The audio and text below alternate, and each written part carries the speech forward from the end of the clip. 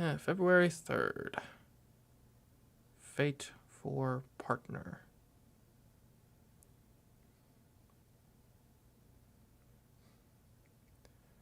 Winter, 5 years ago. It was a beautiful moonlit night. I was just enjoying the sight with my father, Karatsugu, and Mia. It was winter, but it wasn't very cold. On the veranda, it was just a little chilly. The perfect weather to watch the moon. I mean, this is good music. Very nice. Karatsugu didn't go outside much anymore. He rarely went out, and he spent most of his time lounging around the house. Every time I recall this, I still feel regret. Why didn't I realize that he was acting the way any creature does when they know their time is almost up? When I was a boy, I wanted to be a champion of justice. He blurted it out, just out of nowhere. My father, who already seemed like a champion of justice in my eyes, said that as if he were reflecting on a memory. What, you wanted to? So you gave up on it? I asked, unable to completely hide my disappointment. Karatsugu smiled apologetically and looked up at the distant moon. Unfortunately, yes. You can only be a hero for so long. It gets harder to call yourself one as you grow up. I wish I'd found that out earlier. That made sense to me. I wasn't sure why, but if Karatsugu said it, then it had to be true. Oh well, that's too bad. Yes, it really is too bad. Karatsugu nodded in agreement. So I just kind of blurted something out as if it were a natural thing to say. Okay, if you can't do it, then I'll do it for you. You can't do anything because you're an adult, but I can. You can leave your dream to me.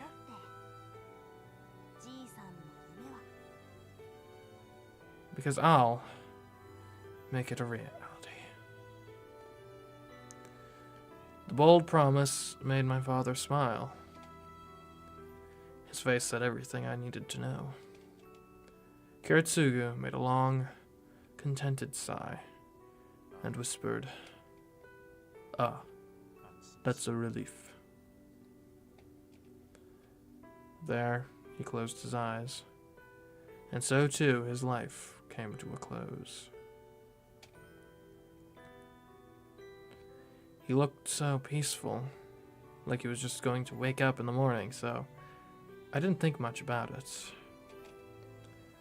Maybe it was because by then I was used to seeing death. On a winter night, the man I called my father looked up at the moon and entered a long sleep. The yard was dead silent, not so much as a single chirp from an insect. I still remember how fiercely my eyes blazed on that bright, clear night. I didn't cry aloud, nor did I feel sad. But tears flowed down my cheek until the moon sank past the horizon.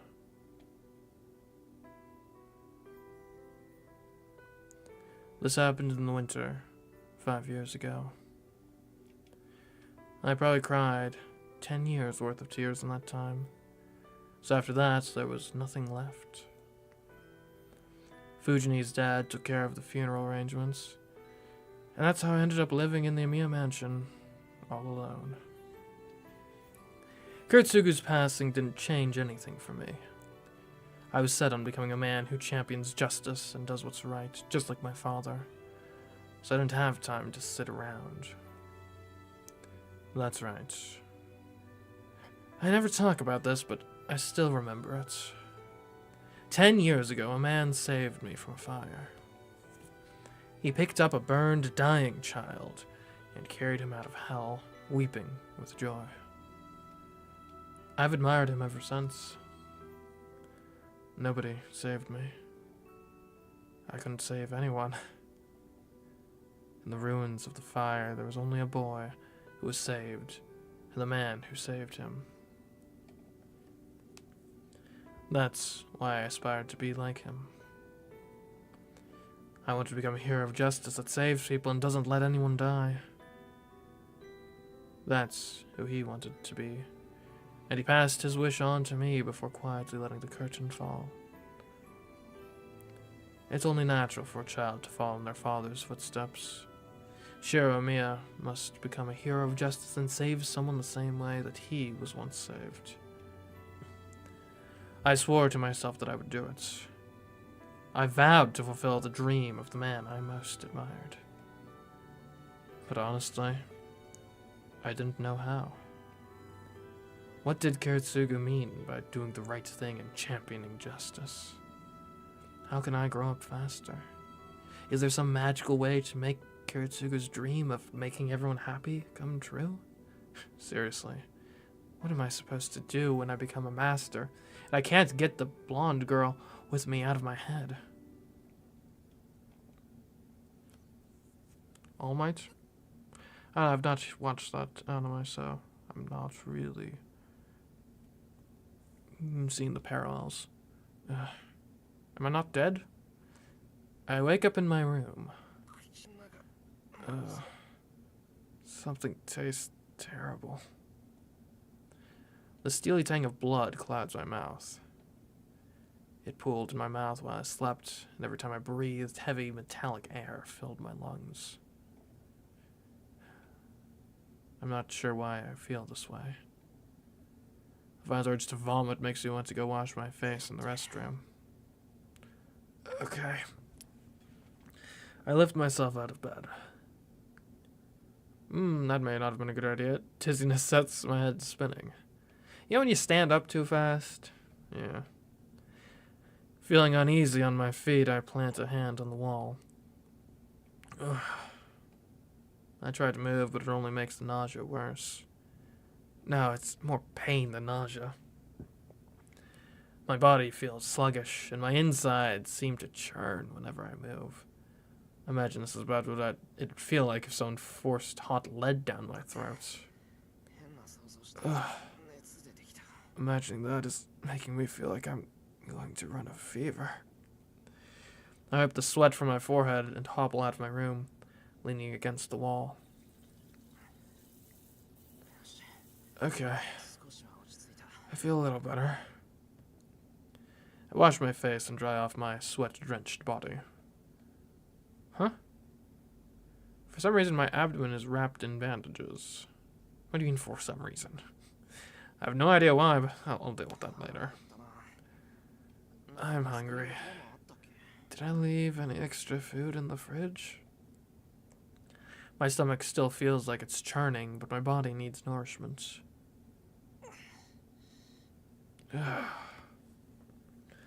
I suck up the discomfort and keep walking, braced against the wall. The dizziness won't go away, and worst of all, my whole body feels dull. Ow, ow, ow. I keep moving forward, making pathetic noises along the way. What the hell did I do before I went to bed last night? I don't remember training strenuously enough to make my entire body ache. I reached the living room. Sakura and Fujini must be at school. There's no signs of breakfast, nor do I see any remnants of Fujini wrecking the place. The living room's quiet, like a typical Sunday. Morning. Sorry I came in without asking, Amiya. Oh, hey, Rin. Hey, Rin, what? Or not? What? Rin Tasaka is sitting on the floor by the table in the living room.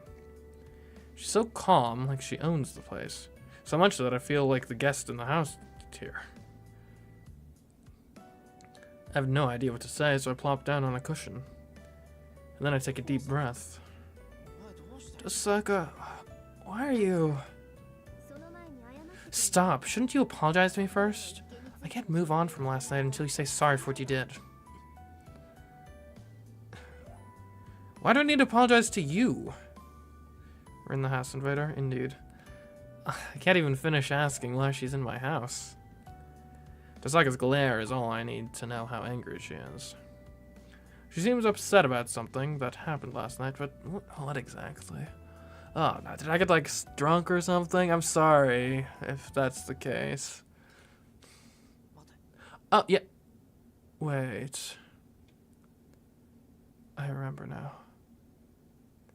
Right, this isn't the time for me to be leisurely breathing in the morning air. I tried to help Saber, and Berserker gutted me like a fish. Ugh. The nausea returns. A chill grips my entire body as I remember the feeling of having a gaping hole in my body. Wait, that's weird. I should have died instantly. That's weird. Why am I still here? Do you remember now? You did something damn stupid last night. Hope you regret it. Tasaka huffs critically. That kinda ticks me off. My brain frozen since seeing Tasaka in my living room finally grinds into action. What are you talking about? I had no choice. Well, sure, it might seem like an idiotic move if you just look at the results. And I definitely meant for it to go better than it did. So I wouldn't say it was a mistake. I returned her glare, insisting that I'm not an idiot. What? Why is she making such a show of sighing at me? If the master dies, the servant disappears too, remember? I can't believe you actually tried to shield your own servants. Listen, if you die, then Saber's gone too. If you wanted to save Saber, you should have thought of another way to do it, from a safe distance. Honestly, do you realize how pointless it is to risk your own life for your servants?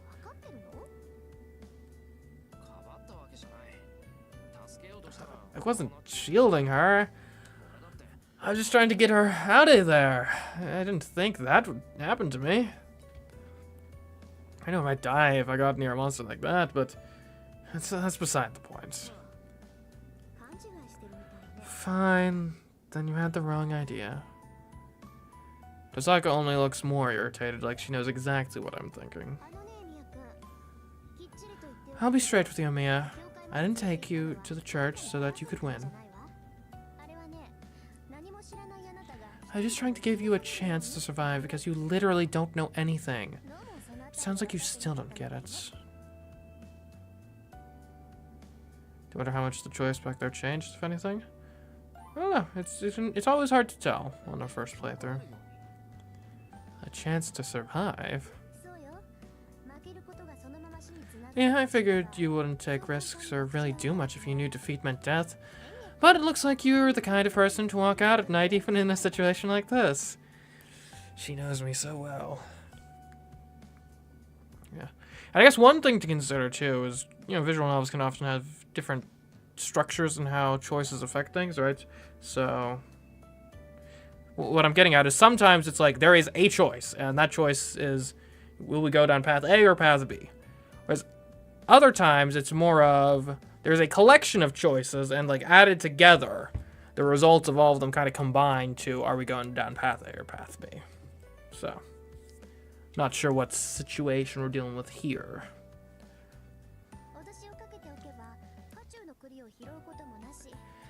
I thought if I scared you straight, you wouldn't throw your own life away for someone else. And if you're lucky, you'd make it until the end. I see. That, didn't cross my mind. But why are you upset? What does me dying have to do with you? Yeah, if anything makes your life easier, doesn't it? It has everything to do with me, because you made me worry all night long. Oh, she is upset. Tasaka's practically throwing a tantrum. But, okay. It actually feels good to have someone worry about me.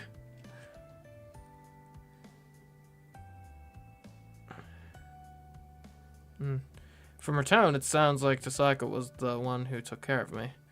Rin should ask if Shiro does not think of Saber as a person. Should I not think of Saber as a person? I don't know. She seems pretty person-like to me. Yeah, from her tone, it sounds like Tasaka was the one who took care of me. Is that so? Guess I owe you one, Tasaka. Thanks. I bow my head in appreciation and apology.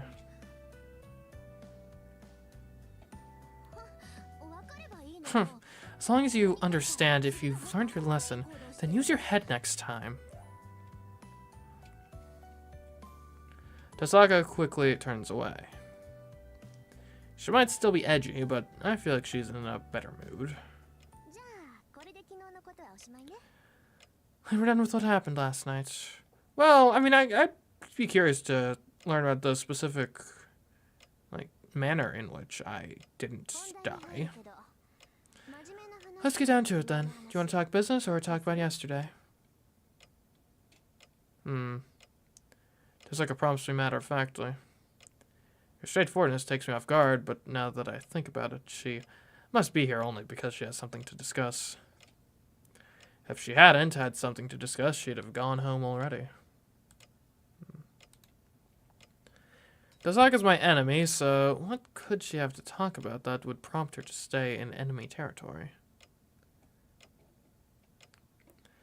I'm curious to know what she's thinking, and I also want to know what else happened last night. I have to ask anyway, so... let's talk about yesterday. Let's start with the serious stuff, or I have a bad feeling I don't want to hear either of them.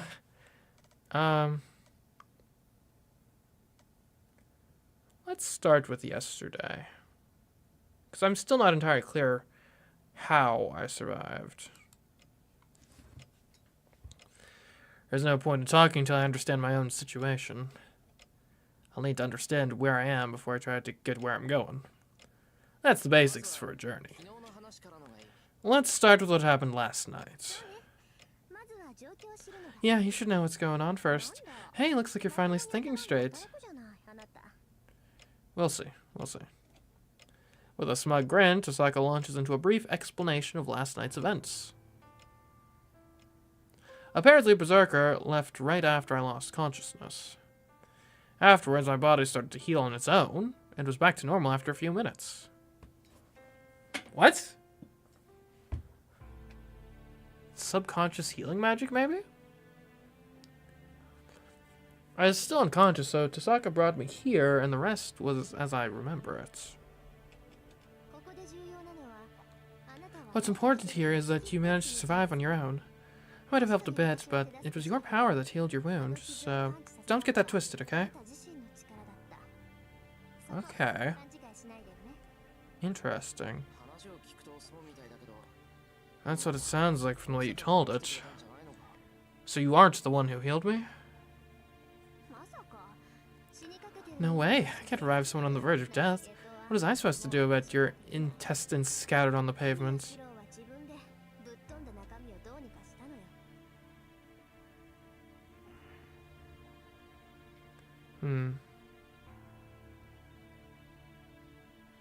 I don't really have an answer to that. My stomach's back to normal, yes, but I'm honestly still dubious about what Tasaka said. I can't even use any healing MageCraft, much less raise the dead. Which means it must be your servant. Oh, could be. Speaking of which, where is Saber? Either your servant is pretty powerful, or something happened when you summoned them. I think it's both, actually, but you must be connected by some line? Line? You mean like some sort of fated line that connects a familiar and its mage? Oh, so you do have some knowledge of familiars. Then this should be easy. It means your relationship with Saber is not just an ordinary master and familiar relationship. Saber can evidently regenerate too, so her power might be flowing into you. Well, that's good, I guess. Normally the mage's abilities are shared with the familiar, but in your case, the familiar's abilities are helping the master. Curious. So it's like a river flowing upstream.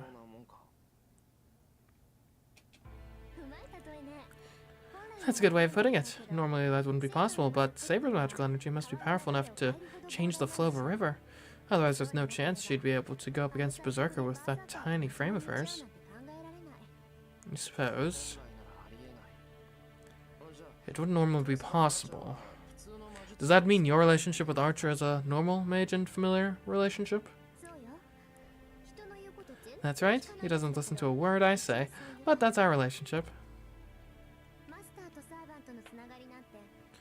The connection between master and servant is like gas and an engine. We provide the energy for them to consume.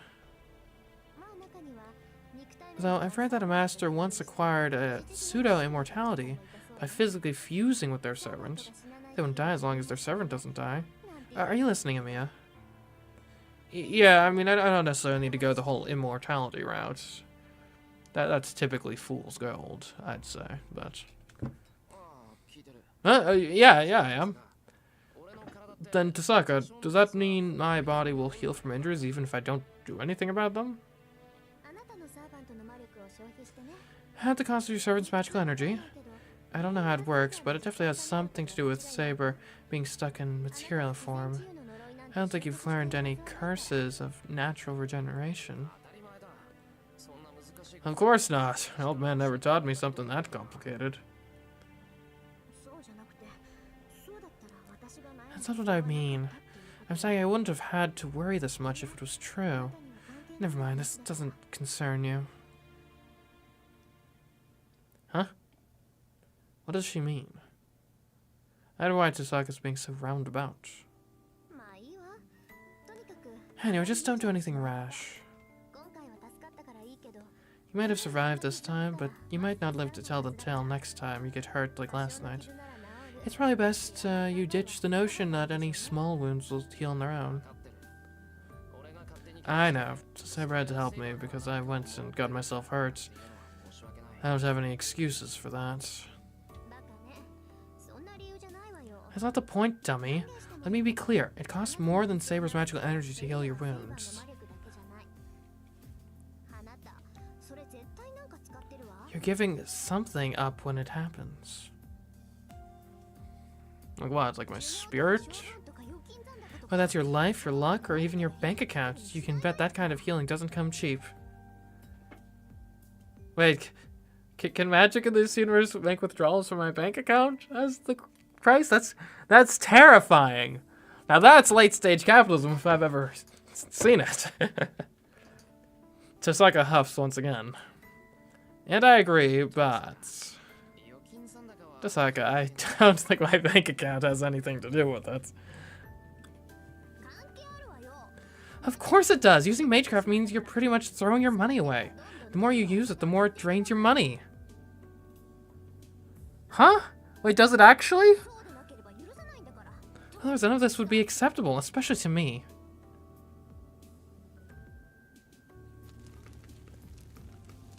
Oh. Tosaka absolutely explodes with fury. It's odd, really. The more I talk to her, the more this Tosaka feels like the real one, while the girl at school feels like an act. Well, I guess I already noticed that yesterday. Well, putting the topic of money aside, I want to talk about something serious. Are you ready, Amiya? It's the main reason you're here, isn't it? Let's hear it. 2-hour-long battle, that doesn't sound great. I'll be frank. What do you plan to do next? Just like asks the one question I hoped she wouldn't. Actually, that's not entirely true. It's not that I don't want her to ask, so much as I haven't really thought of my answer yet. What am I going to do now? It's the question I want to ask. To be honest, I don't know. I know there's a competition for the Holy Grail, but I've never been in a battle between mages. For one thing, more than anything, I want to avoid killing. I'm not interested in something like the Holy Grail. I don't really know if I can risk my life for something I don't want. I knew you'd say something like that. How do you know that your servant will kill you for saying that sort of thing? What? But Saber's such a nice girl. She...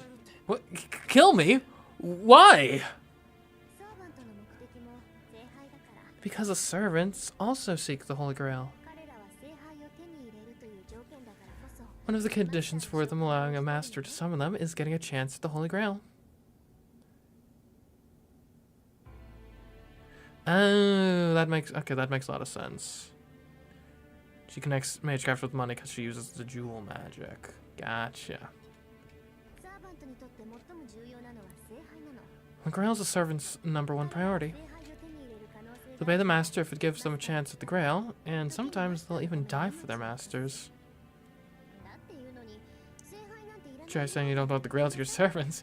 You can't blame her if she calls you a traitor and cuts you down where you stand. What the hell? That doesn't sound right. Servants are the ones who are summoned by the masters, right? Well, summoned with the specific understanding that we're going after the Grail. Right? Like, you can't...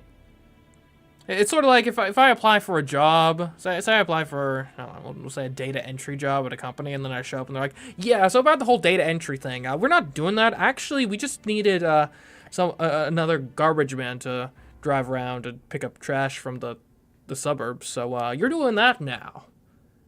I think in that case you'd be justified to cut down your boss, or no, not to quit on the spot.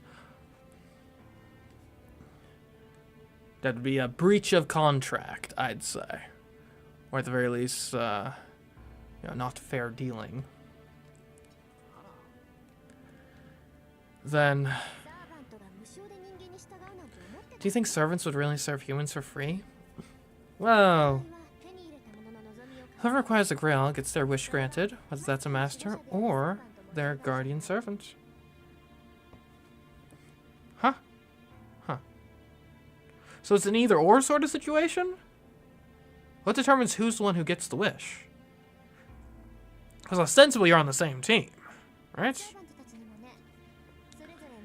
The servants have wishes of their own. That's why they respond to summons that would otherwise be, at best, unreasonable. Masters don't summon servants to help them get the Holy Grail. Servants answer the master's call to have a chance at the Holy Grail.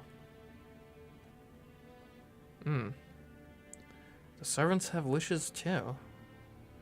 Now what could, like, a spirit want? Does that mean Saber also has a wish she wants granted by the Holy Grail? That's why servants will go out and eliminate other masters even without being ordered to. Only one person can get the Holy Grail. They won't allow it to fall into the hands of anyone other than their own master. I hadn't considered this angle before. Unlike masters, servants don't have the power to take away command spells. The only way they can neutralize other masters is by killing them. So, if the master has no intention of fighting, conflict is inevitable. Masters attacked by a servant need to fight them off with their own servant. Kirei told you plenty of times about how that is at the heart of the Holy Grail War. Yeah, he told me enough of that last night. But that means the servants must fight and kill each other.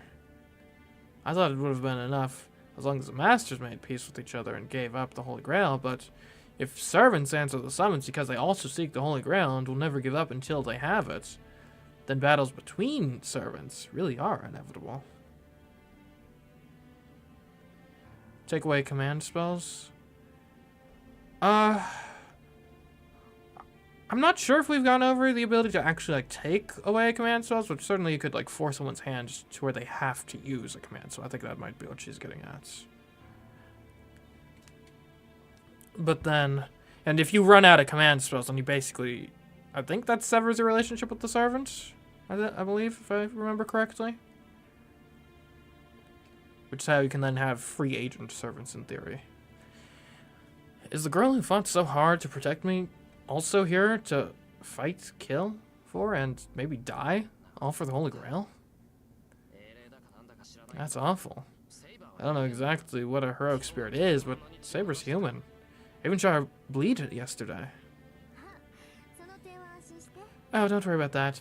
Servants aren't mortal, so if they die, they'll just go back to where they came from. Heroic spirits are phenomena that can't die. Only masters can actually get killed when they lose a fight. No, I mean, even if their deaths are figurative, it doesn't change the fact that something which takes the form of a human dies in this world. What, you have some hang-up with killing? You've got some nerve calling yourself a mage with morals like that. What, morals? I'm being chastised for having morals now. What does this world come to? Tasaka's right. And she's right, apparently. As a mage, death is never far. I understand that fact, and I've long since resigned myself to it. But I'm not strong enough to be the judge of when and where other people should live or die.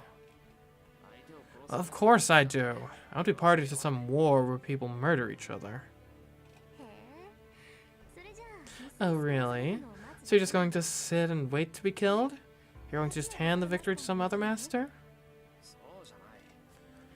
That's not my point. All I have to do is stay alive until the end, right?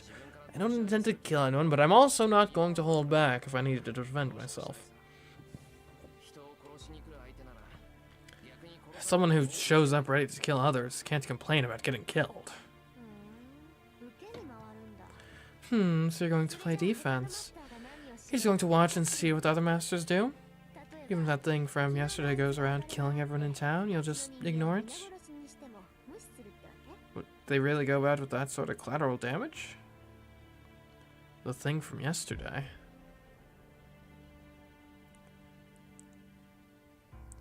That twisted inhuman demon.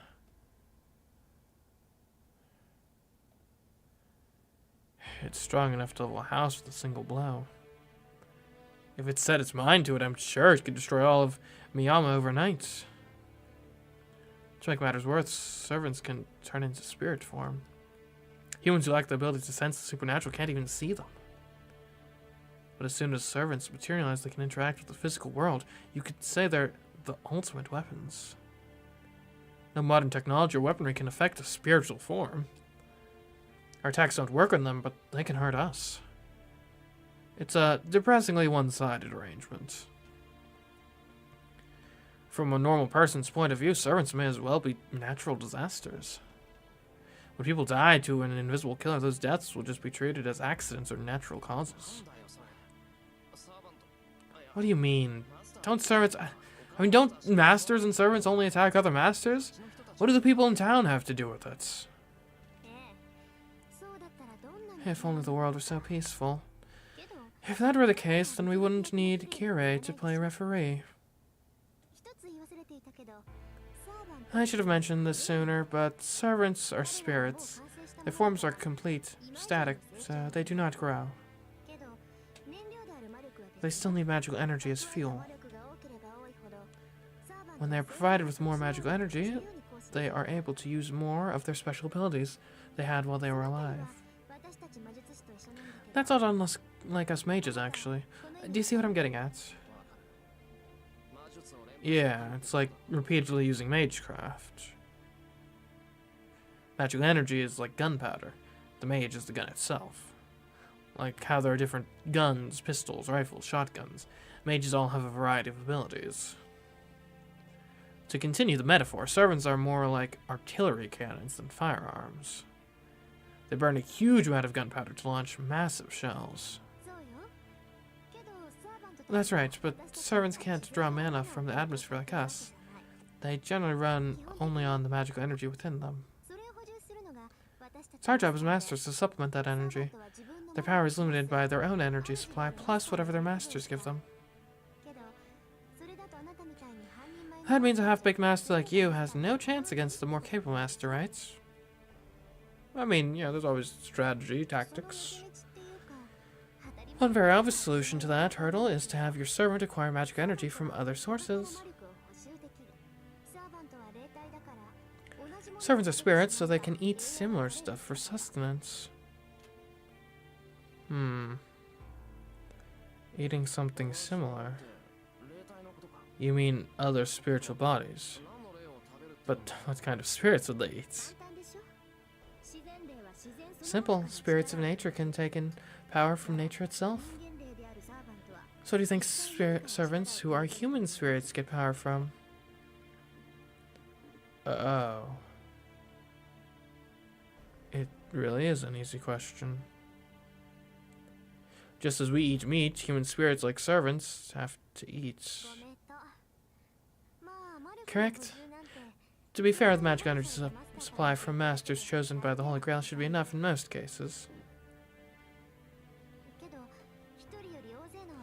But shouldn't it be obvious that they'd gain more energy by getting it from more than one person?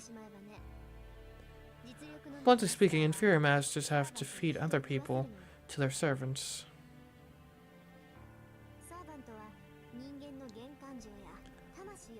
Servants can convert souls and primal human emotions into magical energy. If you want your servant to get stronger, that's the most efficient way.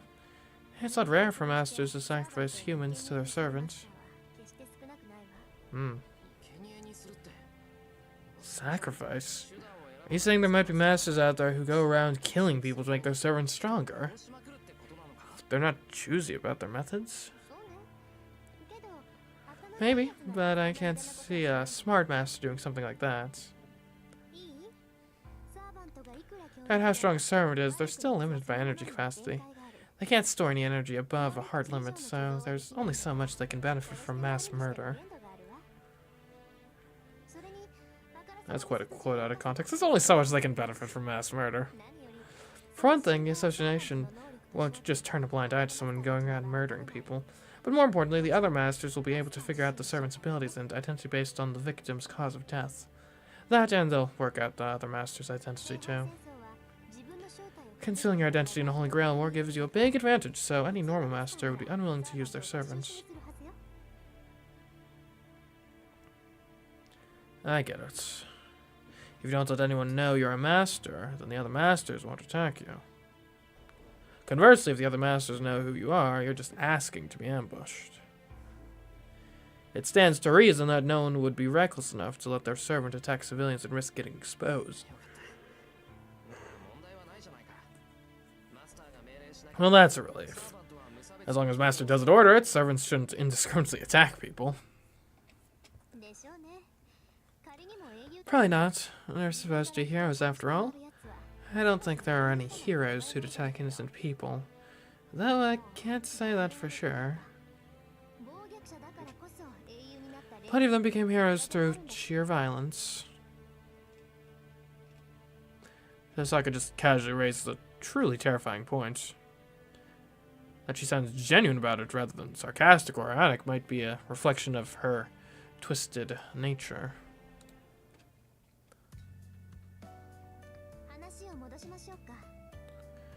We're getting off topic, so what's next for you? You claim you won't kill people, so are you just going to stand by and watch the other masters do God knows what? I take it back. She's not only twisted, she's a jerk who's going out of her way to drive me into a corner, all with a smile. If it comes to that, I'll go in to stop them. The master won't have much to do as long as their servant has been defeated, right? Unbelievable. So you're not going to try to defeat any of the other masters unless they intend to do bad things? I thought you wanted me to, like, try to not get involved and just sort of survive. Now you're trying to goad me into, you know, going on offense? Come on, Rin. Do you even hear yourself? Yeah, I know, they're just pretty words. But I can't think of anything else. I'm not changing my principles, no matter what you say. There's just one problem. Should I spell it out for you? I can see the gears turning in her head. She's up to something. But I promised to listen, so I need to hear her out. Yeah. Do you remember the master from yesterday? The little girl who just casually ordered her servant to kill us both? Yeah. How can I forget? She attacked us on her way home without any warning. She is definitely going to come back and kill us. I'm sure even you've worked that out.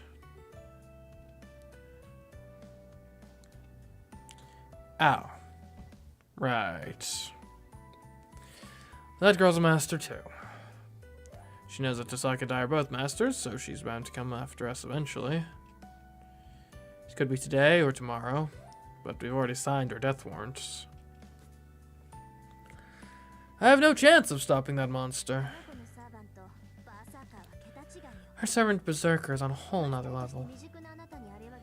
As inexperienced of a master as you are, you're no match for that thing. And even saying you're going to protect yourself by doing nothing? You are not going to be able to defend yourself. Look who's talking. You have no chance against that thing either.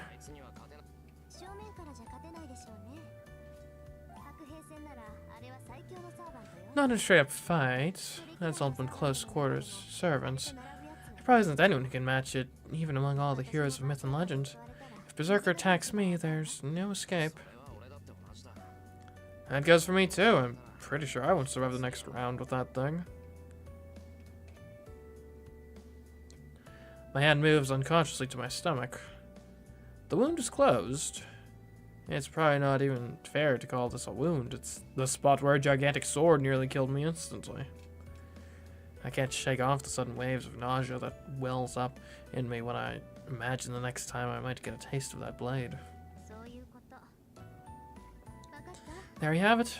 Do you get that just sitting around doing nothing and waiting for the Holy Grail War to end isn't an option?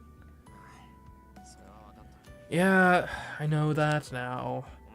But Tasaka, I'm not sure what your point is. I'm sure you're not here just to make fun of my inevitable doom, are you?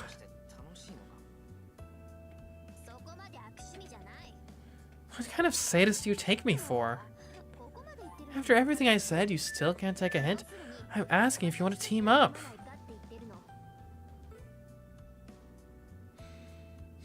Yeah, no, that wasn't clear at all, actually, so. I mean, I guess it could be implied somewhat by the fact that you aren't just killing me right now, which you very well could do, but, yeah. Huh? What now? Huh? What? If I take those words at face value, that means you want to team up with me, Tasaka. Yeah, my arch is still recovering from a serious wound. That's going to take some time. But in the meantime, I'm not completely out of the fights. And while your servant is superb, her master is dragging her down, making her half as effective, see? Put the two of us together, and you've got a hole. Hey, I'm not that bad of a mage. I count 3 times in which you almost died. You're the first person I know who's had that happen in a single day. A single day? I mean... but... I'll make it worth your while. I'll let you off for getting Archer hurt, and teach you what you need to know to be a master. Oh, and if we have time, I can even give you some pointers on your MageCraft. Deal? It seems... this is a pretty good deal. Too good, almost.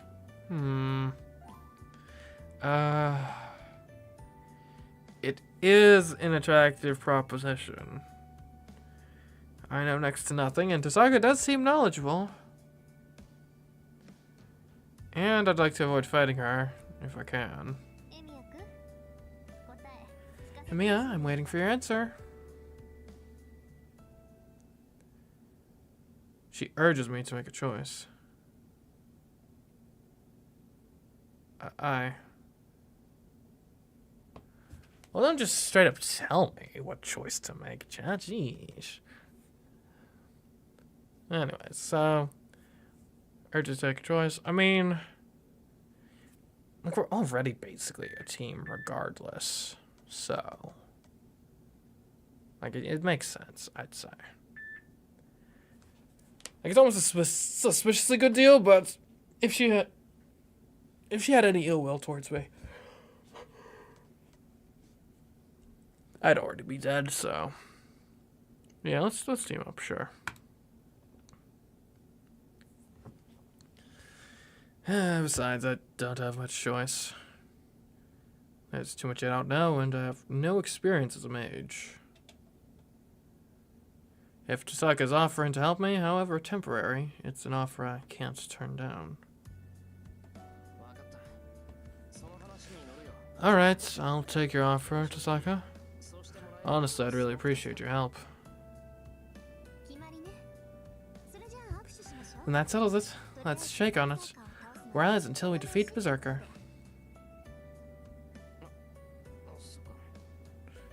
Oh, right. Yeah, I guess that should be the arrangement. I guess I don't have control over the timing, but it'll probably help to know the timeline. I shake the offered hand. I'm a little perplexed. Tosaka's hand is so soft. It reminds me she's a girl. My hand, in comparison, is covered with scratches, and it seems a poor match for hers. When I think that, I find myself getting embarrassed. I quickly pull my hand back. What's wrong? Are you changing your mind about working with me? No, I'm just hopelessly awkward. It's not that. I really appreciate that I'm going to be able to work with you. That is more a personal thing, so don't worry about it. Tosaka looks at me strangely. Oh. Her face turns mischievous. Tosaka, don't you get any ideas? What? I might dissolve our agreement if you say something stupid. I'm serious, I really will. Was that the first time you held a girl's hand? If it were, why would that matter? I thought you had a lot of friends. I didn't realize you were so shy, Shiro. Wrong, that's not true. There's no way in hell I could say I got embarrassed because it was her. And yeah, fine, I haven't really touched a girl so intimately before, but, and no, Fujini doesn't count. She's more like something from a different planet than someone of a different gender. Hey, hold on. What did Tosaka just say? You really do? You wear your feelings on your sleeve. Fine, I'll let it go. I wouldn't want you sulking if I pushed your buttons too much. And here's my deposit. Consider it a proof of my alliance with you. I don't know where she'd been keeping it, but she tugs out a giant book and slaps it on the table. It looks like a diary. There's no title, and the cover is wine red. It seems to be Tosaka's trademark color. This was my father's, but I don't need it anymore, so I'll give it to you. It's not the kind of thing a full-fledged master needs, but I figure you might benefit from it.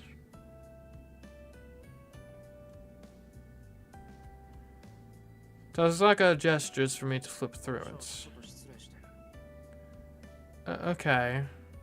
Thanks. I open to a random page. And then there's nothing written on the pages, but a strange image suddenly pops into my head. What's this?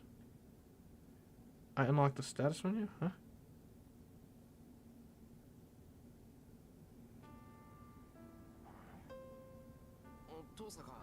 Huh. Tosaka, what is this? It's a chart that records each servant's abilities. Yeah, there are certain rules in a Holy Grail War, right? That applies to servants, too.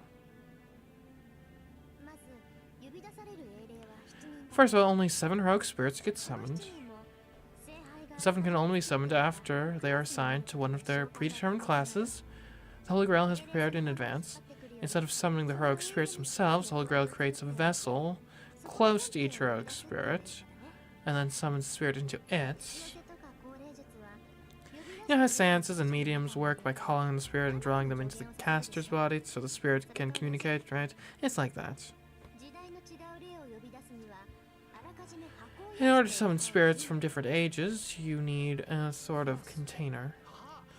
Classes. Oh, so that's why Saber is called Saber.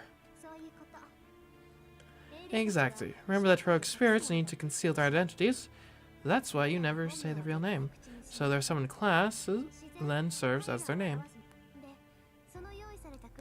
The classes are Saber, Lancer, Archer, Rider, Caster, Assassin, ooh, that's scary, and Berserker, a total 7. The class lineup may differ depending on the Holy Grail War, but we have a classic lineup in this war. The common belief is that Saber is the most powerful. Each class has its own unique characteristics, but each servant's abilities differ according to the summoned heroic spirit's rank, so be mindful of that. Heroic spirit's rank? You mean how strong they were in life?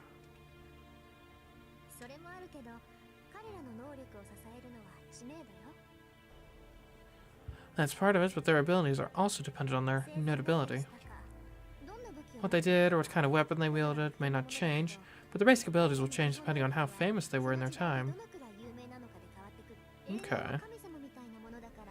Heroic spirits are gods, so they become more powerful the more people worship them. I guess you could say their essence becomes more potent.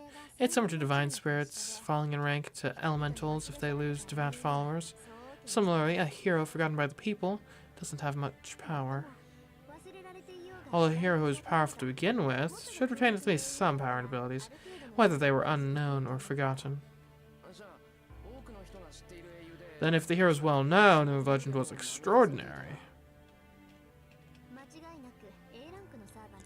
they'd be a rank A servant, yeah.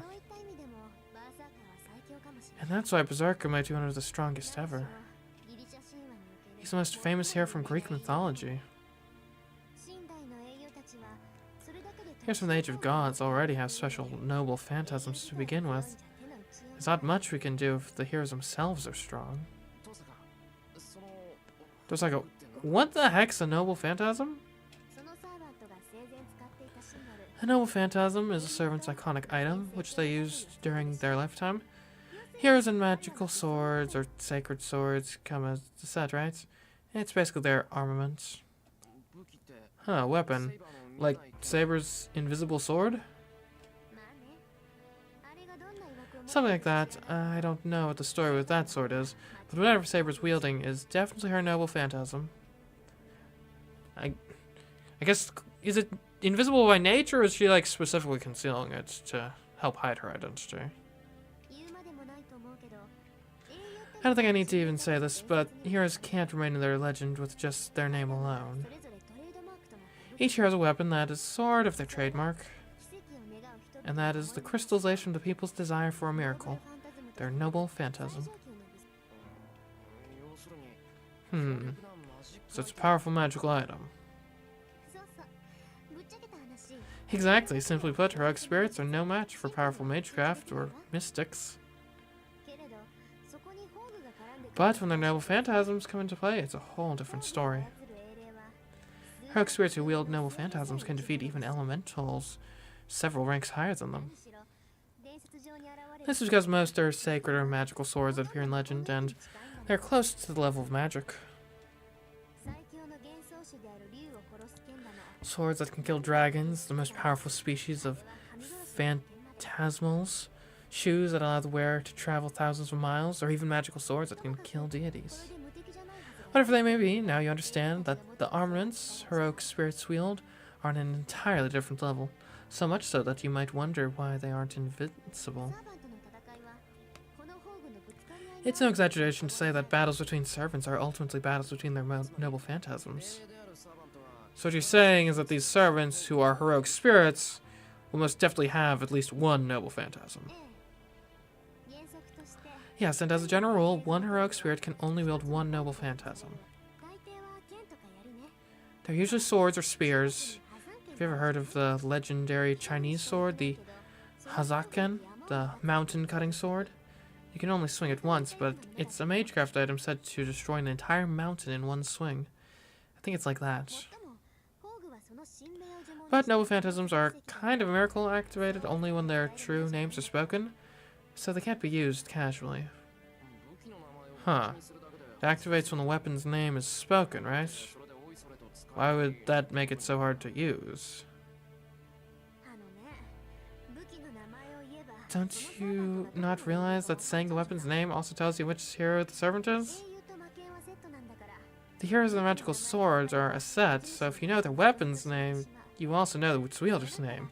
If that happens, you'll then know their strengths and weaknesses. I see. Yeah, you make a good point. Now that I think back, when Lancer used his noble phantasm, Saber immediately figured out his identity. Wait, we did? Something about Ireland's child of light. Ah, yes. Right, I recall that. Okay, so... servants are separated by classes, and each of them are heroic spirits suited to that class. They're all concealing their identities, and the weapons that they wield are the most powerful aces they've got up their sleeve, but they can't use it freely or they would wind up revealing their identity. That's all I can tell you about servants. If you want more details, just look in that book. Flip through it when you have the time. Once you get used to it, you should be able to identify servants intuitively without the book. Okay, so how do I find this book then? Is that one of these things? And this says servants.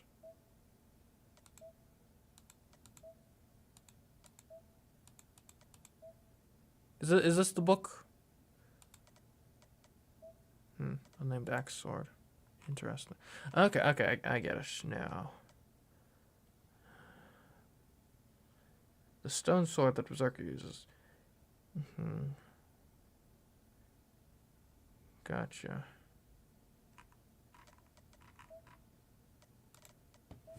Okay, neat. What do we know about Saber? Oh, we got alignments too. Lawful good. Nice. Lots of info. Skills. Oh, sheesh.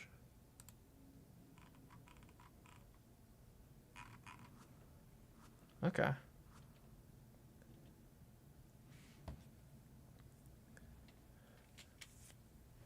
T? What's T? That just looks like a timeline. Oh, you were just probably just saying true. Okay. With that, Tasaka stands up. That'll help with the tier list later. Fair point. Okay, well, I'm heading home. Yeah, thanks. I'm still sitting on the floor, so I look up at Tasaka as she gets ready to leave.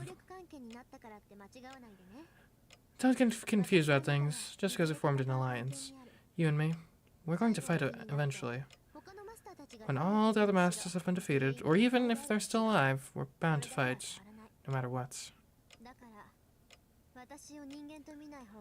You're better off not seeing me as human, Emiya. After making very clear where we stand, Tasaka leaves for her home.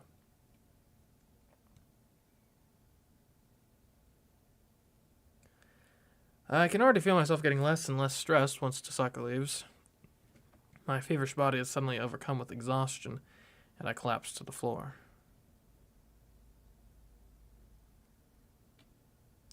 I lie on my side to try to ignore the nausea creeping back over me. The ticking of the clock echoes throughout the quiet living room. A battle between masters, huh?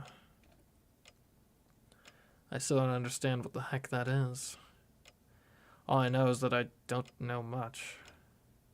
It may have felt more real to me if I was even a little more interested in the Holy Grail. I don't know what it is, but the only thing I can feel for the Holy Grail is disgust. A grail that supposedly grants wishes. I don't know what it is exactly, but it's an artifact powerful enough to summon servants. It may not grant every wish, but it's more than valuable enough for a mage. and yet I have no interest. I might be skeptical because it doesn't feel real to me, but I also feel it's not fair to take a shortcut like that. Plus, it doesn't sit well with me, knowing that the selection process is just a battle. Yet, this is a game of musical chairs. No matter how I feel about it, I'll need to overcome my competition to survive now that I'm involved. And one of the methods to get rid of the competition could be to involve and harm other innocent people. That's why. Rejoice, Shiremiya. My reason to fight in the Holy Grail War is not to survive and win. Your wish will finally be granted. It's to do everything I can to stop those who will try to win by any means necessary.